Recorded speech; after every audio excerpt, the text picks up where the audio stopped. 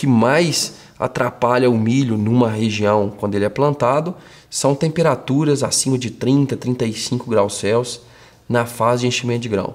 Né?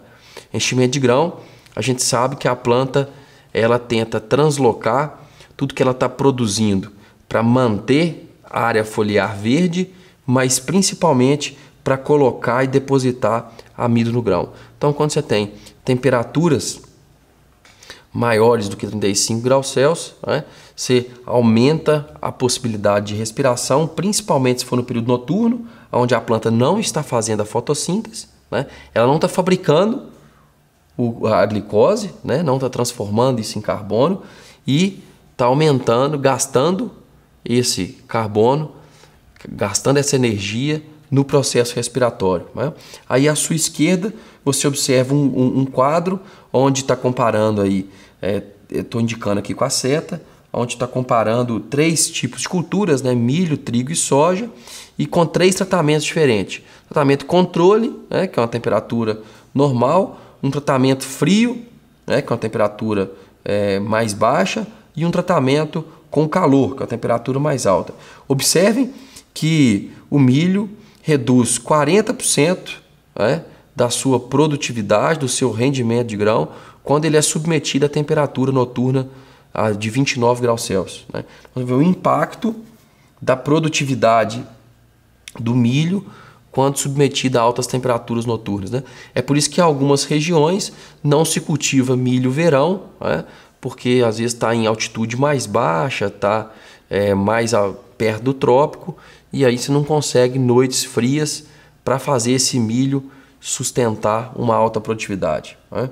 Então, à esquerda, à direita, um outro trabalho mostrando 3 épocas, né?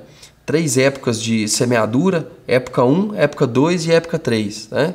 Na época 1, com 23 graus Celsius, na época 2, ligeiramente superior, né, 24 graus Celsius, e na época 3, 24,7 graus Celsius. Observem a queda de rendimento, né, de 3 híbridos, né, de qualquer um dos 3 híbridos, quando eles são submetidos a temperatura médias mais elevadas na fase vegetativa. Então, temperatura é fundamental para que a cultura do milho consiga se desenvolver bem. Temperaturas altas, né, como a gente está vendo aí, acima de 30 graus, 25, 30 graus, principalmente quando o período é longo, o milho tende a sentir e não produzir do jeito que a gente precisa. Né?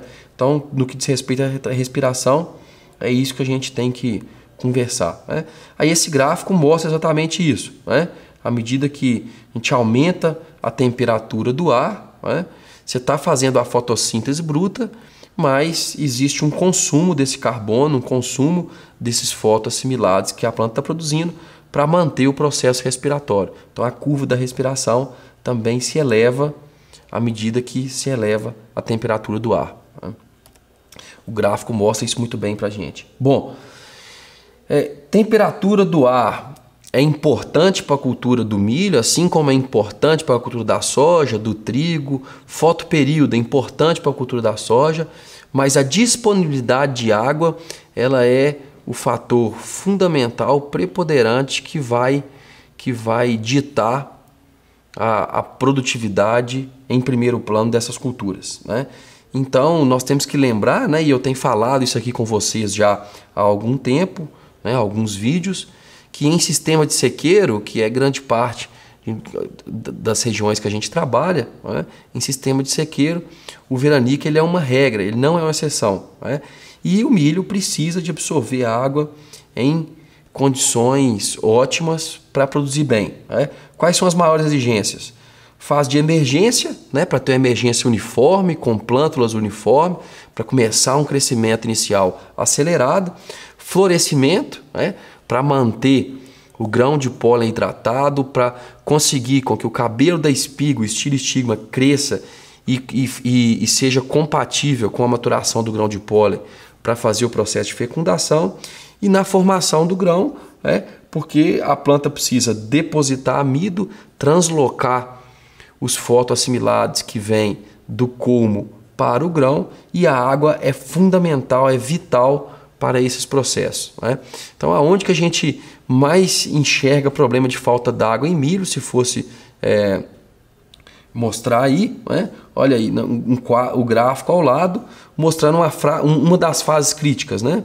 15 dias antes e 15 dias após a floração, né? Quando esse milho foi submetido a 4 dias de sintoma com murchamento, ou seja, a planta com déficit de água começou a murchar, a perda chegou a 40% da produção, né?